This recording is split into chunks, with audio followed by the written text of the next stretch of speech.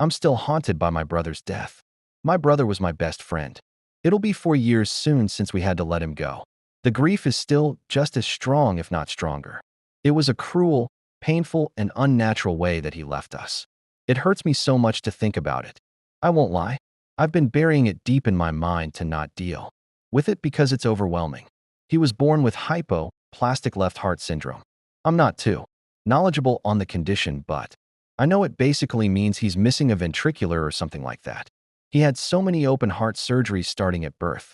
He had a pacemaker put in when he was 11. Always in the hospital, etc. He had a hard life. All because our mom did drugs while pregnant with him. Our grandparents took us, and thank God, and they really stayed on top of his health. He was put on the heart transplant list when he was 14. When he was 17, they finally had a match for him. We went into the hospital for the surgery.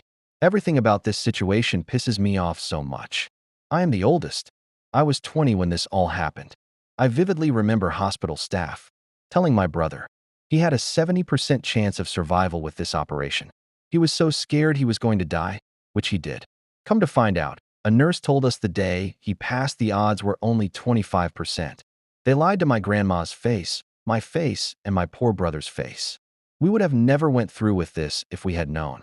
He could have lived longer, but how much longer we don't know. He was already so sick when he went in for surgery, which is another thing that confused me. Why are you putting a highly sick kid under this crazy of an operation? His kidneys were at the beginning stage of failure. He was having fluid build up on him. He gained 60+ pounds of fluid. My poor brother was so upset about the weight. He felt insecure and gross. He always told me he can't wait for his transplant, so he can start working out and getting healthy. All he wanted was to be healthy. He spent 1 month exactly in the hospital after the surgery. I was the first one to see him after the operation. It brings me to tears picturing how he looked. It was traumatizing. Open heart surgery isn't pretty to look at. He was on a ventilator and ECMO. No one else could handle looking at him. I swallowed my emotions and stayed by his side, every day holding his hand and playing his favorite songs for him. He never came off the vent. He only got worse. He became delirious. It was horrible to watch. He coded 6 times. My grandma and I were there for one of them.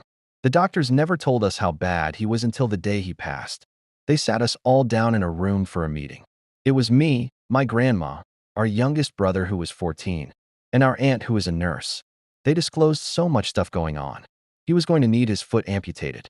He was going to have to learn how to speak and walk again if he wasn't brain dead by the end of this, which he was barreling towards that rapidly. His body has been rejecting the heart since day 1 because he had so much scar tissue in his chest it took them 2 extra hours to get him open, so the transplant heart had stiffened exponentially. Yet they still decided to put it in him. He has been crying every day. We waited for all family to get to the hospital to say goodbye before we took him off the vent. I was holding his hand when he passed. He was crying then too. He wasn't all there, but I think he knew what was happening. And it's exactly what he didn't want to happen. I can't help but feel like we tortured him. He should have been let go sooner.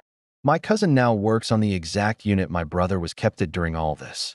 She has disclosed to me that he and our family is used as the ethics example during their yearly ethics trainings.